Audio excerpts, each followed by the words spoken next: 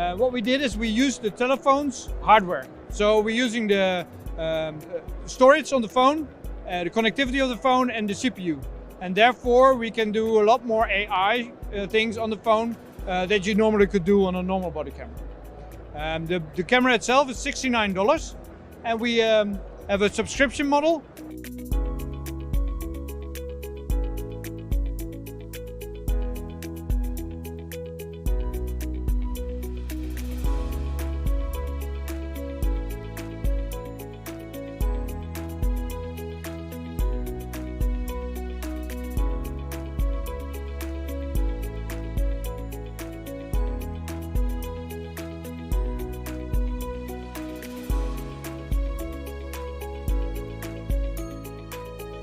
There's a freemium where you can just record on your telephone, but if you want to stream a lot to the clouds, then you're paying $3.99 a month to be able to do that.